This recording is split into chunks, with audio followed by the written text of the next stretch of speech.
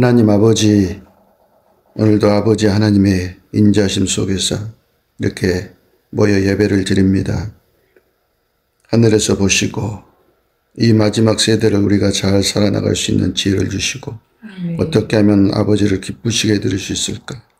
어떻게 하면 주님과 더 깊게 동행할 수 있을까? 하는 생각으로 늘 주님과 함께 아버지의 뜻을 행할 수 있는 저희들이 될 수 있도록 오늘도 아버지의 성령 우리를 충만케 하여 주시옵소서.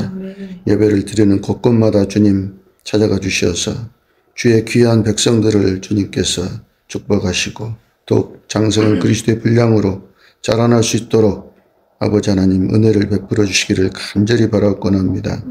오늘도 아버지 이 예배를 우리 주님께서 우리 아버지께서 기쁘게 받아주실 줄 믿사옵고 우리 주 예수 그리스도 이름으로 감사하며 기도드리옵나이다. 아멘. 지난주 이제 산상순을 하다가 이제 지난주 끝 무렵에 이런 말씀이 있었습니다. 에레미야 10장 23절 말씀인데 여호와여 내가 알거니와 모든 사람의 길이 자신에게 있지 아니하니 걸음을 지도함이 걷는 자에게 있지 아니하나이다. 그래서 이제 이 말씀에 대해서 한 번 더 우리가 이제 은혜를 나누고 싶어서 산상순으로 가지 않고 이제 이쪽으로 모든 사람을 어떻게 하나님께서 그 걸음을 지도하는가. 이제 이 부분에 대해서 이제 좀 더 이제 생각해 보고자 오늘 욥기서 말씀을 택한 것입니다. 그래서 이제 찾아보니까 현재 이제 4월달 현재 지구상에 있는 그 사람들이 81억 명하고 300만 명인가 정도 되더라고요. 81억 300만 몇 명이더라고. 네. 그러니까 어떻게 하나님께서 이들의 모든 길을 다 알고 또 이 모든 세상 사람들과 섞여 살고 있는 하나님 나라의 백성들을 진리로 인도하고 계시는가. 이제 이런 말씀들이 믿어져야지 믿음이 훨씬 커질 수 있다는 것입니다. 말하자면 하나님은 성도들만 따로 그렇게 길을 인도하실 수가 없다는 거예요. 그 말씀인지 아시겠죠?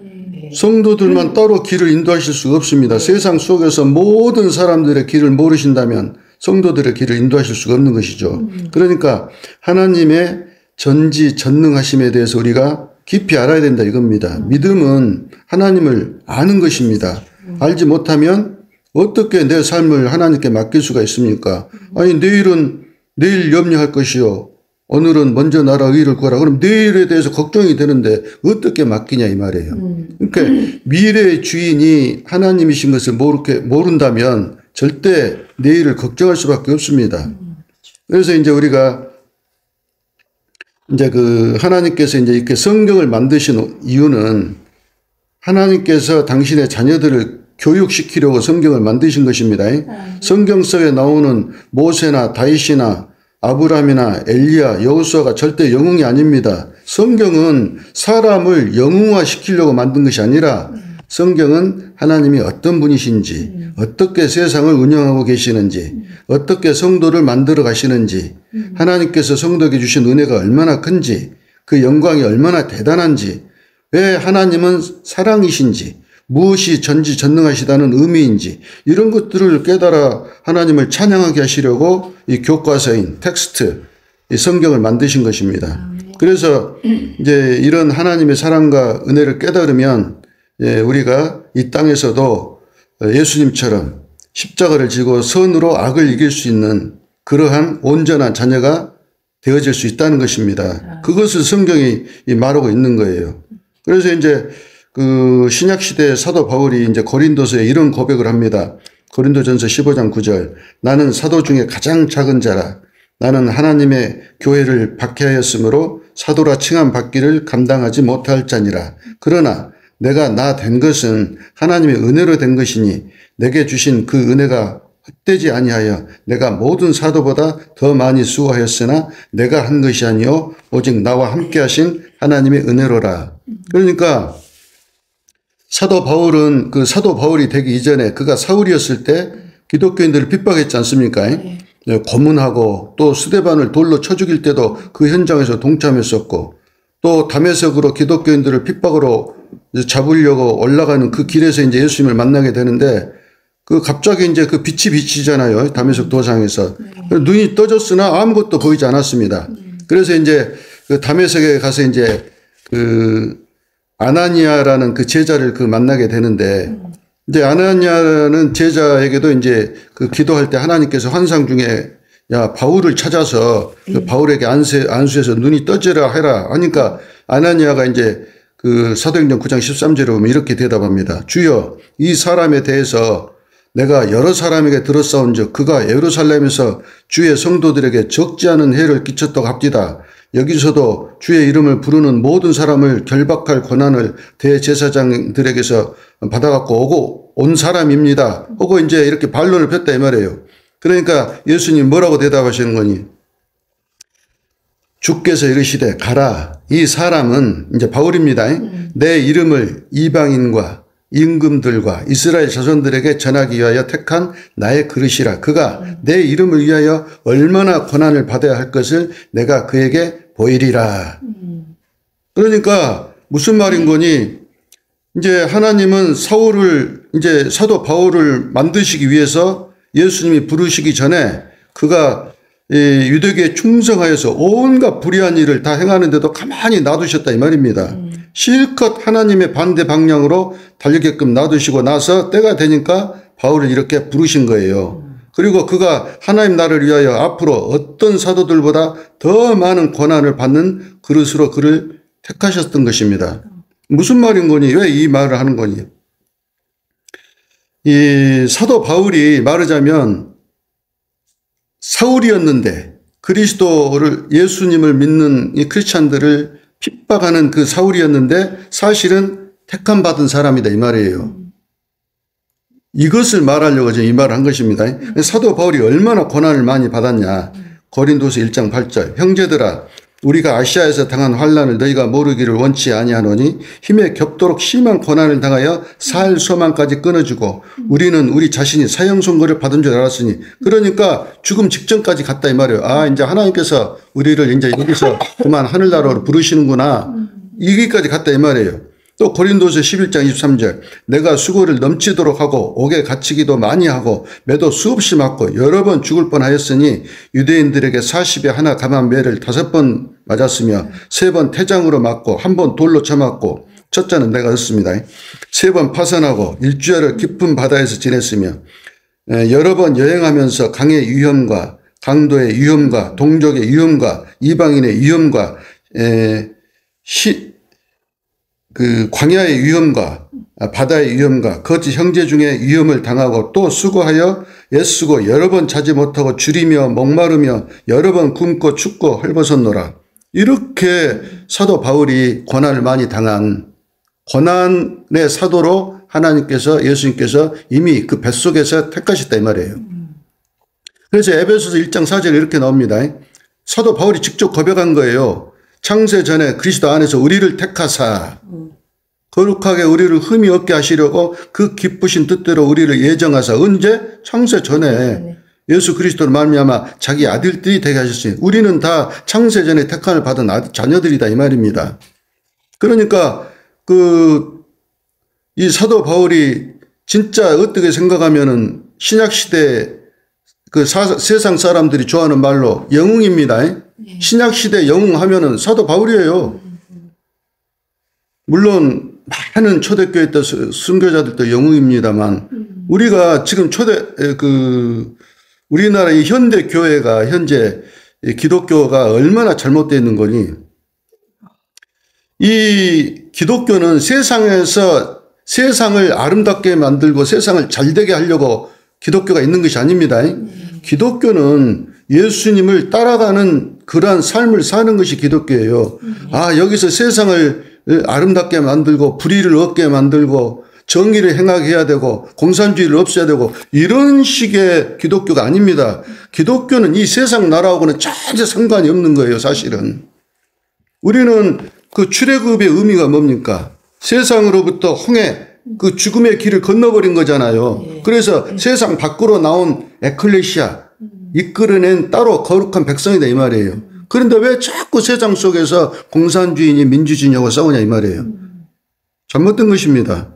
그리고 이제 한번 묻겠습니다. 원수를 사랑하는 게 쉽겠습니까? 사도 바울처럼 태장으로 맞고 돌로 쳐맞고 옥에 갇히고 자지 못하고 줄이고 목마르고 춥고 헐벗는 이런 고난을 받는 건 쉽겠습니까? 뭐 하실래요? 원수를 사랑하시겠습니까? 사도 바울처럼 고난 받으시겠습니까? 원수를 사랑. 그러니까 이제 그 원수를 사랑하라는 그 법은 사실 법이라고 생각하니까 억지로 우리가 하는 것 같지만 실제로 하나님의 성령이 우리 속에 들어오셔가지고 우리가 진리로 거듭나게 되면 자연스러운 거예요. 뭘 알았다는 거예요? 하나님이 모든 것을 다 핍박을 하는 사람까지도 저 은목사 네가 핍박 좀 해라. 저 은목사 정신을 못 차렸어야 저 핍박 좀 해야 정신 차려 해갖고 핍박할 사람 예비하신 거예요. 하나님께서 다윗 왕을 만드시려고 사울 왕을 미리서 준비하셨던 것처럼 다윗 왕이 되기 위해서 사울 왕에게 엄청난 핍박을 받잖아요. 그런 것처럼 우리도 똑같습니다. 나를 핍박하는 저 사람이 더 불쌍하다는 것을 깨닫게 되면 저 사람을 유혹할 수가 없는 거예요. 아, 불쌍한 사람. 왜 저렇게 저런 배역을 맡았지? 이런 생각이 든다 이 말입니다. 그래서 우리가 예수님이 사울이었을 때 보십시오. 사울이 하는 그 짓거리를 보고 있다가 엄마 저 사울이라는 놈 도저히 안 되겠다. 가만히 놔뒀다가는 스데반처럼 기독교인들 다 잡아서 어장되게 생겼다. 차라리 사울을 기독교인이 되게 해보라잉 하고 예수님이 즉석에서 결정하신 것이 아니라니까요. 네. 예수님이 다 보고 계셔요. 나쁜 짓거리는 거 다 보고 계시고 있다가 적시로 때가 되니까 그 시간에 역사하신 거예요. 그래서 사울이 딱 바울로 바뀌게 되는 것입니다. 그래서 바울이 엄청난 고난을 당해도 그 사실을 생각하면 자기가 스데반을 돌로 쳐 죽이는데 동참을 하고 자기도 돌 하나 던졌을 거 아니에요. 그렇게 했던 것을 생각하니까 자기가 그 고난을 참을 수가 있었던 거예요. 맞아요. 우리가 이렇게 크게 바뀌는 사람들은 그 전에 정말 반대쪽으로 엄청나게 가 있던 사람들일 수가 있습니다. 네. 엄청나게 하나님과 반대쪽으로 가 있는데 갑자기 하나님 계시다는 걸 딱 알아버렸어요. 또 엄청나게 반대쪽으로 옵니다. 이럴 경우가 있다니까요.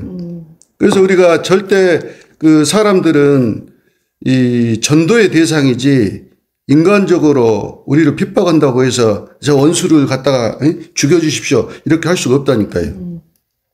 그래서 이제 우리가 창세 전에 하나님께서 이렇게 우리를 택하신 것처럼 하나님께서 이 영화를 이제 제작하셨다 이 말입니다. 역사라는 하나님께서 그 시나리오를 써가지고 거기에 맞게끔 세트장, 말하자면 천지창조를 하셨고 사람도 그 역사라는 영화를 만들기 위해서 미리서 어떤 사람을 만들고 어떤 사람을 만들어야겠다 해가지고 그 배역들을 미리서 만들어내셨다니까요. 너 은목사 2000년대 가서 너 목사해 해서 제가 목사가 된 거예요. 하나님께서 약 6000년 길이의 이 영화를 만드셨다 이 말입니다. 시나리오를 쓰고 그 세트장을 만들고 태양과 별과 달로 조명장치를 하고 강과 바다를 만들고 거기에 맞는 그 배역들을 만드셔서 하늘에서 가만히 보고 계시다가 저기 아브라함 보니까 괜찮다, 착하다, 저 주인공을 스카웃 해. 이제 아브라함을 통해서 내가 이스라엘 만들겠다. 이것이 아니다니까요. 모세가 있는데 저 모세가 멋지고 늙음하고 대장부 더우니까 최고급 주인공을 해라. 이것이 아니다니까요. 만약에 그렇다면 출애굽 당시에 모세같이 멋진 사람이 없다면 어떻게 되겠습니까? 출애굽이 늦어지겠죠. 모세같이 멋진 사람이 나와야 되니까. 만약 그렇다면 역사의 주인은 하나님이 아니시고 사람들이 된다 이 말입니다. 그렇다면 만약에 이렇게 사람들을 보고 하나님이 택하셨다면 윤석열이 한국의 미래를 짊어지고 있습니까? 바이든이 미국의 미래를 짊어지고 있습니까? 김정은이 북한의 미래를 짊어지고 있습니까? 중국의 시진핑이 러시아의 푸틴이 인류의 역사를 이끌어가는 주인입니까? 이런 일은 있을 수 없습니다. 절대 있을 수 없어요. 미래의 주인은 누구시라고요? 하나님이십니다. 하나님이 세상을 이끌어가셔요. 그래서 우리가 기도하는 거 외에는 답이 없다니까요. 성경이 이 인류 역사가 어떻게 이루어졌다고 말합니까? 이사야서 41장에 보면 이런 말이 나옵니다. 이 일을 누가 행하였느냐? 누가 이뤘느냐? 누가 처음부터 만대를 불러내느냐? 나 여호와라. 처음에도 나요, 나중에 쓸 자에게도 내가 곧 그니라. 현대인의 성경으로 보면 누가 이런 일이 일어나게 했느냐? 누가 역사의 과정을 정하였느냐? 세상이 창조되기 전에도 내가 있었고 세상 끝날에도 내가 여호와가 아니냐? 무슨 말입니까? 처음과 끝이 하나님이신데 그 과정도 다 하나님이 하신 일이라는 거예요. 이런 것이 믿어져야지 우리가 하나님께 내 인생을 맡길 수가 있다니까요. 내일의 주인이 하나님이시다는 것이 안 믿어지면 절대 내일에 대한 걱정만 생길 뿐입니다. 무슨 말씀입니까? 하나님은 창세전에 이 역사라는 영화의 완벽한 시나리오를 만드셨다는 것입니다. 거기에 클라이맥스는 하나님이 이 땅에 오셔서 십자가에 죽는 것으로 이미 모든 설정이 되어 있는 것입니다. 그러면 출애굽 당시 모세 말고 또 중요한 배역이 누가 있습니까? 출애굽 당시에 바로. 전도사네. 로마서 9장 17절. 성경이 바로에게 이르시되 내가 이 일을 위하여 너를 세웠으니 곧 너로 말미암아 내 능력을 보이고 내 이름이 온 땅에 전파되게 하려 함이라. 무슨 말입니까? 영화에는 반드시 주인공을 괴롭히는 악인들이 나와야 됩니다. 그래서 하나님께서 만세 전에 바로를 모세의 상대 역으로 세우셨다는 것입니다. 출애굽 장면에서 홍해가 갈라지는 기적이 없다면 영화가 얼마나 스릴도 없고 재미도 없겠습니까? 이스라엘 백성들이 출애굽을 했는데 애굽왕 바로가 정신을 차렸어. 가만히 생각해 보니까 음의 10가지 재앙으로 이 나라가 초토가 됐는데 이제 이스라엘 백성들이 나가든 말든 가만히 놔두고 쫓아가지 말자. 이렇게 됐더라면은 홍해의 기적이 뭔 소용이 있어요. 예? 애국 군사들이 막 철병거를 끌고 막 뒤쫓아와가지고 금방이라도 다 죽을 것 같은 그런 급박한 환경이 되었기 때문에 애국 군사들의 추격이 겁나고 막 두려워서 벌벌 떨고 있을 때 홍해가 쫙 갈라져야지 기가 막힌 영화가 되는 것이죠. 홍해의 기적이 되는 것이고 그래야 그 출애굽기 15장에서 모세와 막 미리언과 많은 여자들이 막 춤을 추고 하나님을 찬양하는 이유가 뭡니까? 죽었다 살아났다 이겁니다. 이렇게 말하자면 이스라엘 백성들이 출애굽을 했는데 모세가 홍해 근처로 안 가고 엉뚱하게 지금 그 전쟁이 일어나고 있는 이스라엘 남단 가자 쪽으로 막바로 가버렸다. 그러면 하나님께서 하늘에서 보시고 음매의 저 모세 저놈 봐라. 내가 홍해 쪽으로 가라고 홍해 쪽으로 가야 되는데 왜 홍해 쪽으로 안 가고 가자 쪽으로 막바로 올라가 버렸다냐? 이런 일이 있을 수 없다니까요. 그래서 우리가 하나님의 능력을 깊이 생각해 봐야 돼요. 도대체 하나님의 능력이 얼마나 대단하신 분이시길래 모든 미래의 일들을 미리 알고 미리 결정하고 계실까. 이런 것들이 되어지지 않으면 하나님이 안 믿어져요. 그래서 그 하나님도 사람들이 시나리오를 먼저 쓰고 영화를 만드신 것처럼 하나님께서 성경을 먼저 쓰시고 그 다음에 천지창조와 모든 배역을 맡은 사람들을 그 만드셨다고 한 번쯤 우리가 생각해 봐야 된다 이 말입니다. 너무 억지 같지만 모세 있으니까 끌어다 써라, 아브라함 있으니까 끌어다 써라가 아니라 창세 전에 모세와 아브라함을 어디다 배치할 것인지, 하나님께서 저 사도 바울을 어떻게 해서 사도 바울을 만들 것인지, 어디다 사도 바울을 신약 시대에 배치할 것인지, 구약 시대에 배치할 것인지 다 그 배역을 그 시대별로 하나님께서 다 구상을 하셨다니까요. 하나님은 천재 아니라 천재 곱하기 1000억 배를 해도 부족합니다. 하나님은 천재이셔요. 모든 걸 다 알고 기획하고 계신 분이다 이 말입니다. 그래서 출애굽기 4장 11절에 이제 이런 말씀하십니다. 여호와께서 그에게 이르시되 모세에게 이르신 겁니다. 모세가 나 출애굽하러 못 가요.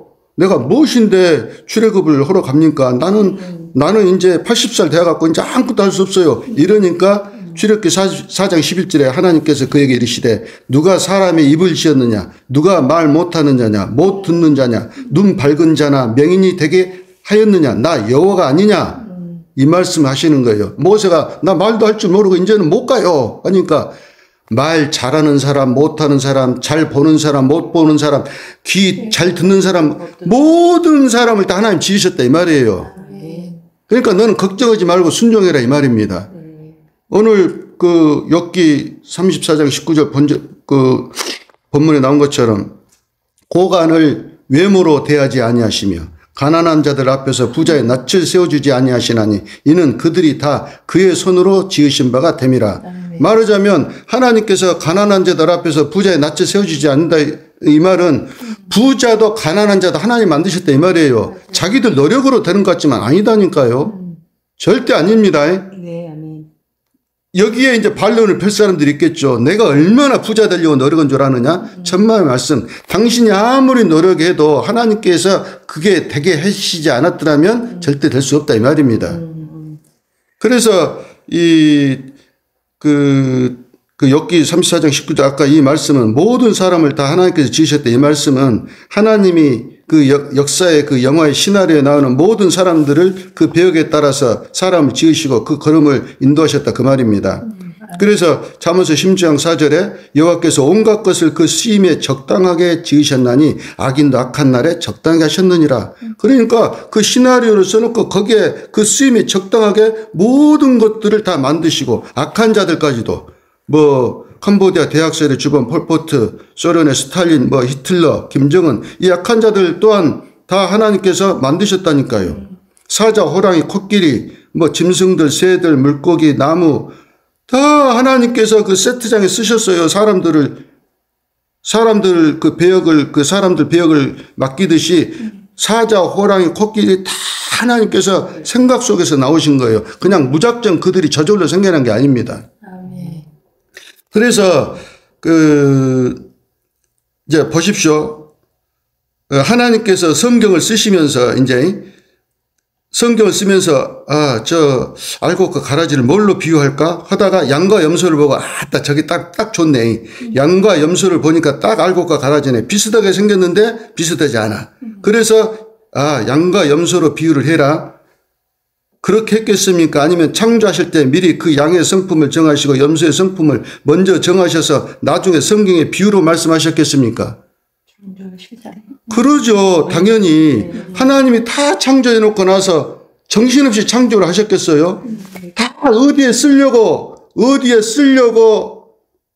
양도 만들고 사자도 만들고 코끼리도 만들고 다 쓰시려고 그렇게 만드셨다 이 말이에요. 수천억 수천조보다 훨씬 많은 생태계의 생물과 물질과 공기까지도 다 하나님께서 그 특성을 그들 속에 집어넣어서 그들로 하여금 무한하신 능력과 지혜, 지식을 가지신 창조주 하나님이신 것을 증거하게 하고 있는 것입니다. 그리고 이제 종말이 다가오면서 핵전쟁이 일어날 수도 있다는 생각이 드는데 사람들이 원자폭탄, 수소폭탄, 핵폭탄 뭐 이런 것들을 만들으니까 하나님께서 하늘에서 보시고 엄마 저것들 봐라.